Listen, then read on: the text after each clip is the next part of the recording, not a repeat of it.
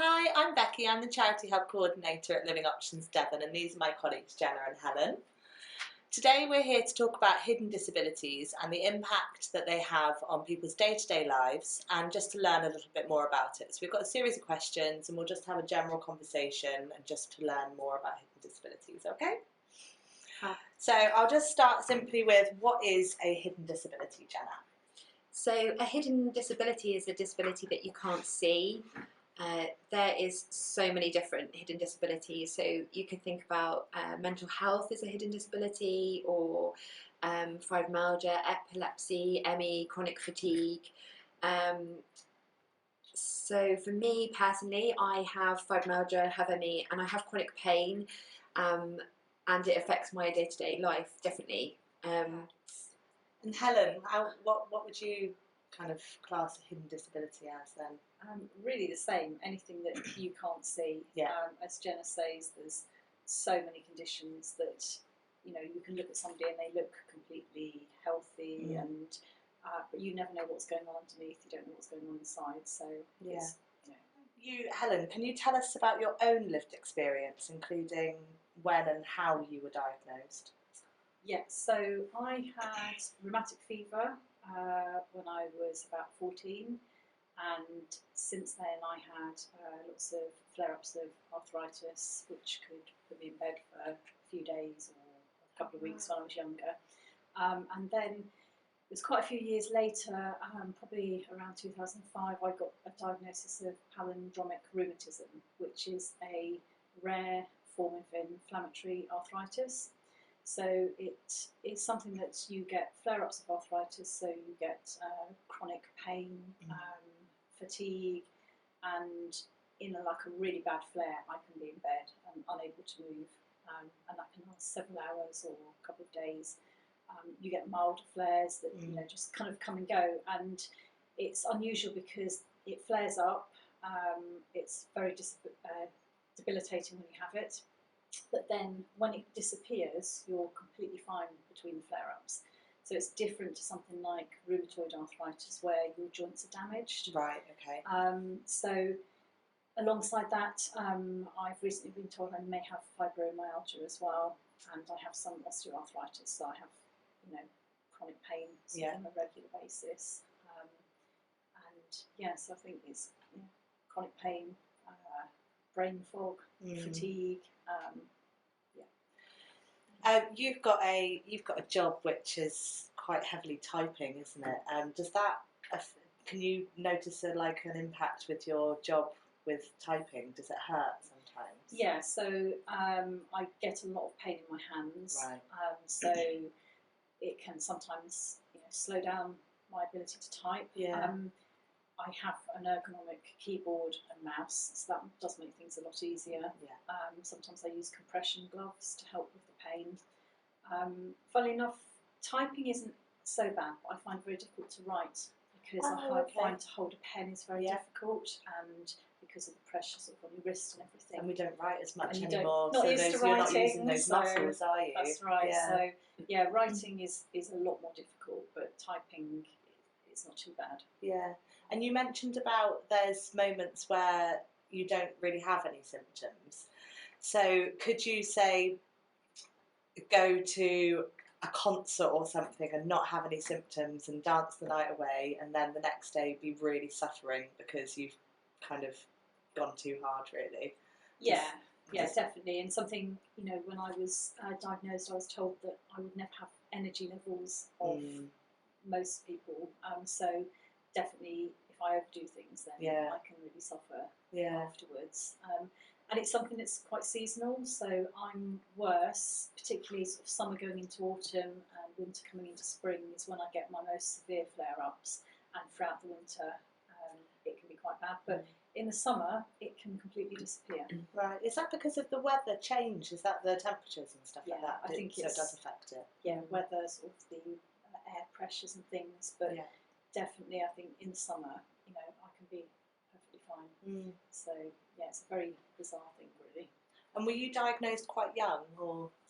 Well, I was 14 when I had the rheumatic fever, right? And then I suppose because it's quite rare, it's not something that's picked up very easily, and so it did take quite a number of years to actually get a diagnosis. So I was probably in my 30s when I got a diagnosis. Oh, wow. And I think a lot of people do, you know, there's quite a few forums for this condition. Yeah. So when you kind of look on the forums, people struggle to get a diagnosis because a lot of GPs don't know about it.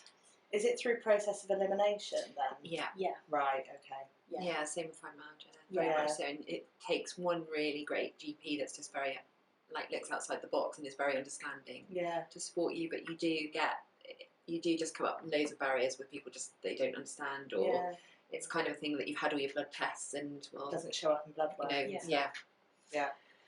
Can you it's go really hard. through your lived experience with us, Jenna? Yeah, of and course. How and when you were diagnosed? So I was as in well? primary school. I think I was probably around 12. I had lots and lots of problems with having tonsillitis, and then I had scarlet fever. Similarly to Helen, I then suffered for about 6 months being bedbound on and off. School was just an absolute struggle. I just remember coming home from school and being absolutely wiped out, sometimes not even remember getting home, and then I'd wake up the next day and do school again, and this went on for months and months and months. And we went to my GP then, and with my mum, and it was kind of, you know, they just didn't really understand what was going on. My mum's actually got fibromyalgia as well, so it can be a hereditary. So yeah, I don't know why things didn't flag up then, to think maybe that's what it is. But and she was diagnosed then? Yeah, she was, but she had a fight with that too. So and then I kind of just went on with it, and it wasn't until I was working, I went to university. That was a bit hard for me because obviously with all the essays and travelling and placements as being an occupational therapist, and I just like trudged on through, thought, oh, you know, I'm just feeling a bit run down and I'm constantly getting all these sore throats, you know, perhaps I'm just tired. And it wasn't until I moved and I saw a really good GP, and they were like, well, actually, you know, let's kind of investigate this a little bit further. And I was in my early 20s then, so I'd gone through all this period of time of, you know, being unwell and not really understanding what was going on. And it wasn't until then that they were like, well, actually, you know, perhaps it is something a little bit more, like, so I had all the blood works done and definitely like a process of elimination. And then he was like, well, you know, what about, you know, going down the road of like ME? Do you think that's what's going on? And I was like, oh, I'm not sure. Like, it's kind of like not very much spoken about. So I went to actually see, there was a team in Exeter that it's like under an umbrella team, so fibromyalgia, ME and chronic fatigue like all together. And it was like a psychologist you had to go and see first, and they go through all your history and see what happened, you know, everything, like from like emotional support to, there was loads of questions just to see what was going on really. And then went back to my GP, and that was kind of when I was diagnosed with ME, because it was like a process of elimination. And then it wasn't until years later that I got diagnosed with fibromyalgia on top of that, because of like all my like muscle fatigue and pain. And I guess you don't obviously wish to have anything like this, but I can imagine, was that a sigh of relief to actually get a definitive answer of like what you actually had, so then you can learn to deal with it? Yeah, absolutely. I think it was really difficult because being like in the early days of just qualifying as an OT, obviously I'd worked with people that had kind of similar conditions, and so I knew a lot of like the therapies of like not booming and busting and writing a journal of what you've done like day to day and how not to try and overexert yourself, but still like wanting to go and do everything and have just like a normal life. So that was really hard. And I don't know, I think the same probably with Helen, we still just probably do a little bit too much, and then it's, you then have to kind of pay for that a bit. Even like nice events like your birthday or Christmas, you've got all that planning and excitement, and actually then it just wipes you out. It takes it out of you. Takes a long time to recover afterwards. So interesting. And I think also with you tend to find that a lot of these conditions run alongside each other, so a lot of people that have similar conditions have more than one as well. So it's quite common to have, say, rheumatoid arthritis alongside fibromyalgia or something else. So they're quite similarly linked because it's kind of all your immune system. Yeah, definitely. Chronic pain is something else that I deal with all the time. That's probably one of the worst things that I have. So I'm really hypermobile, which means that my joints constantly have to overwork to be Is there anything that you can do that helps manage your condition and so exercise, pain relief therapies, anything like that? Jenna, I'll go with you first. So I'm on quite a lot of pain medication. I have to take pain medication every day to help me just, I don't know, have a normal daily life of what I want to do. There used to be kind of like old NICE guidance that was around kind of exercise management, but they've kind of found out that doesn't really work anymore, and it was making people kind of relapse and be in relapse for a lot longer, so they've scrapped that now. For me personally, I think just being very aware of what I'm doing, so I know that if I've got like a day out with my children one day, I know that the next day I need to kind of not have like as busy a day. Of course I want to do absolutely everything still, and that's really hard for me, but it's things like today, so I'm in the office, I absolutely love being here and seeing people and chatting, and I drove down myself, and that's like an achievement because it's quite far for me to drive. But tomorrow I know that, or it could even be like Friday, sometimes it's not always the next day, I will be quite tired and not be like I'll probably just have like a messy hair bun in and, you know, not make up and just try and have a really sedentary day just to try and reserve my energy again. But I think there is, you know, just being really aware of what your abilities are, and not getting into that boom and bust situation of like really wiping yourself out, which I've gone in circles with. Keeping a diary definitely really helps, and it also helps when you need to go and see like a medical professional, of, you know, just going back and looking at, you know, what did I do that really didn't work well for me and what has worked well.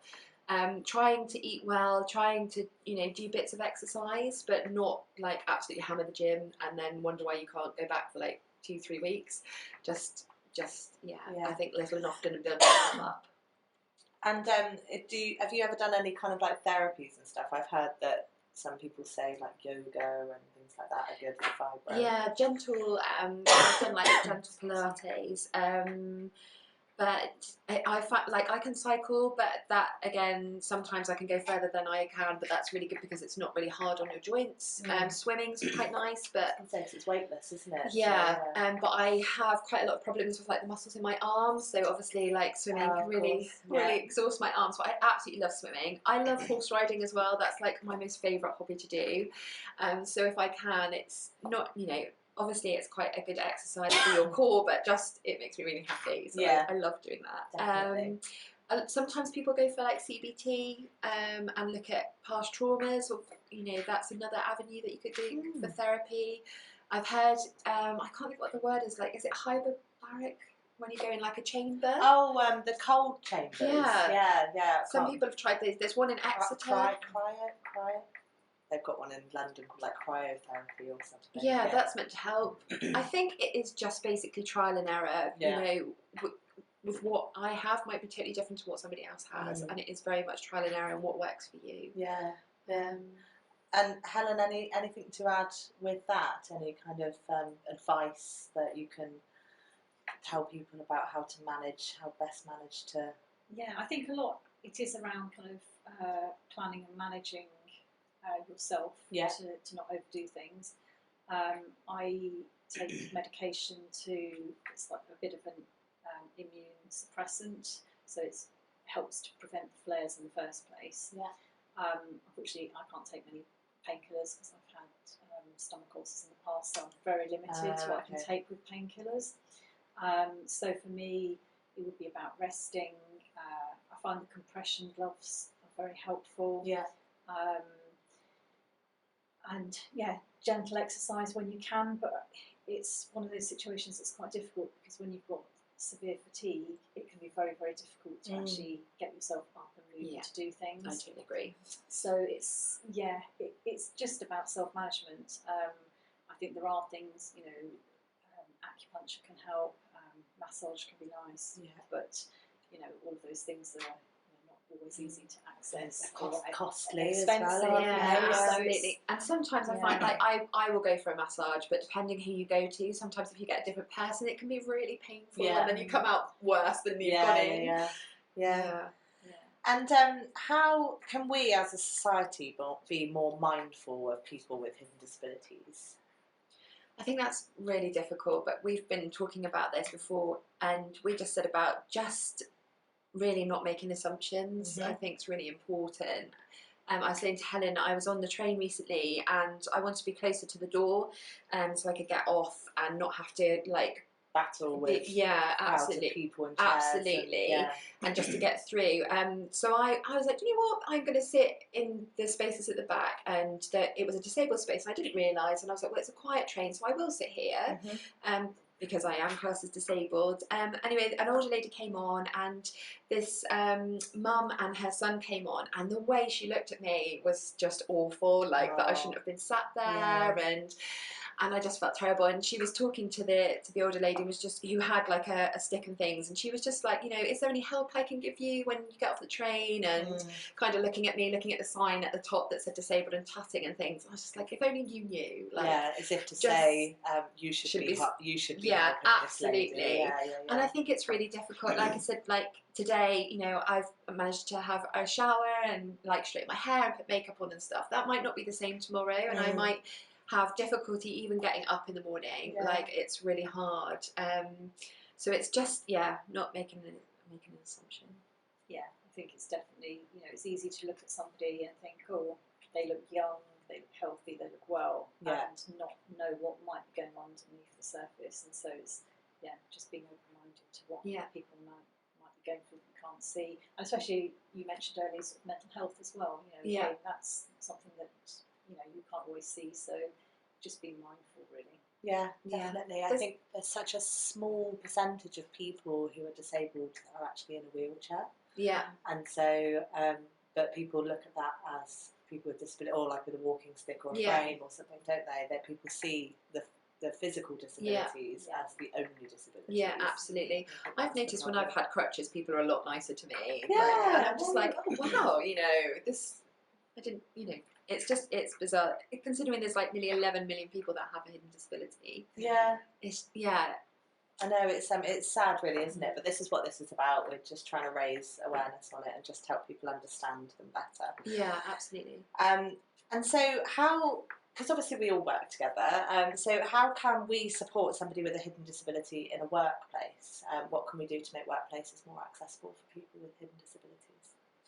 I think for me, like coming here to work, it was like a breath of fresh air, really, because people are just so open to talk about disabilities. I've worked in other places before where you've been kind of like, you shouldn't really talk about your disability. It's kind of, you know, hide it, and just, you know, well, that's, you know, kind of just get on with it, and you don't want to bring it up. And why are you constantly off sick sometimes? It's like, oh, you know.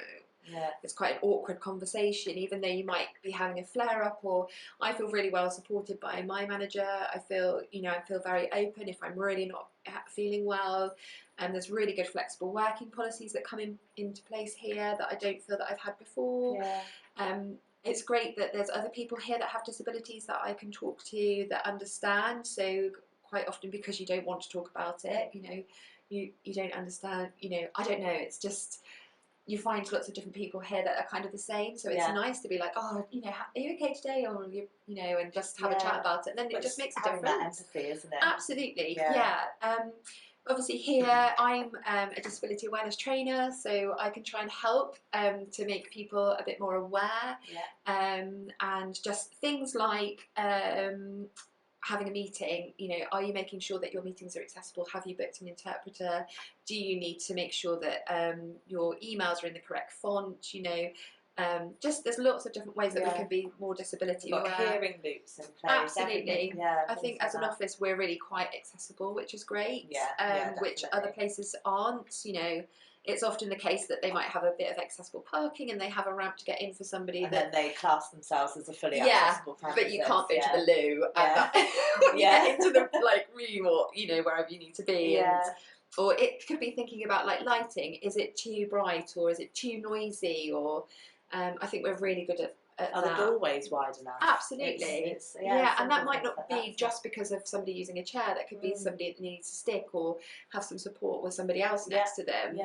Ask whether you have any access requirements and whether you need any equipment. So sort of the keyboards, the ergonomic mouse, all those things that can help support people. So I think asking, you know, when people start, I'm probably checking regularly because people's health can change over time. Yeah. So checking in with people and finding out, regular staff surveys. Yeah. Do you need to update us on anything? Yeah. Has anything changed? Yeah, and support with like access to work. So Yes. a few of us have access to work, and that paperwork can be quite daunting. Yeah, but definitely. having the support for that. What else? Oh, so when Helen was saying about when you first start here, we have like disability champions, so that's really helpful. And I think every company should have one of those. Definitely. Especially with like the rise. Obviously, mental health has been huge rises in statistics over the last couple of years, but now we've got long COVID as well, and that can be, that's a hidden disability, and we've got mandatory training in living options, don't we? Where we've got disability awareness training and deaf awareness training, and now we've introduced autism essentials training as well. So it's about giving people that knowledge as well about disabilities, isn't it? Yeah, to help them better understand and to be more accessible. Yeah, definitely. And then finally, just one last question from me. So what's a key takeaway that you'd like someone to learn about your conditions from this conversation? Just that I think, obviously not to make assumptions, I think kindness also goes a long way. And just to have a bit of awareness, really. And I think just appreciating that, somebody might be okay one day and then not the next. Yeah. I think, because sometimes, some health conditions or disabilities are, kind of permanent and visible all the time, whereas what we experience can kind of come and go. So it's like being mindful that although somebody might be fine one day, the next day they might not be. So it's just being open-minded to things can change. Really. Yeah, you always get that kind of cliche thing like, "Are you all better now?" Yeah. Like, well, no, actually, I'm not. I didn't have a sickness bug. Yeah, definitely. I think as well, something from my training that it's for anybody that has a disability though, is just if, just to ask somebody if they need any help. Yeah. Like, we don't expect people to know the answers to everything. We live with these conditions every day. We've had them a long time. And I might need a bit of help today, but I might not need it tomorrow. Yeah. And if you ask me if I want any help and I'm like, no, I'm good. Like, it's not, it's not because you're all better. No, or it's not personal, like, no, I don't want your help, thank you. But just to ask somebody, do you need any help? And if so, like, how can I help you? Like, I always say in my training, it's like the best thing to do, just to be open with somebody and feel comfortable. Yeah. It just goes a long way. It shows that people are being a bit empathetic, really, and also that it just does help. You might not have the answers, you might not have all the resources to help somebody, but it shows that you can. Yeah, definitely. Yeah. Well, thanks so much for talking to me today. Thank Jenna you for having us. It's been a pleasure. We've got lots of services at Living Options that can help with hidden disabilities. So do take a look at our website and check out the next Let's Talk. Thank you. Bye.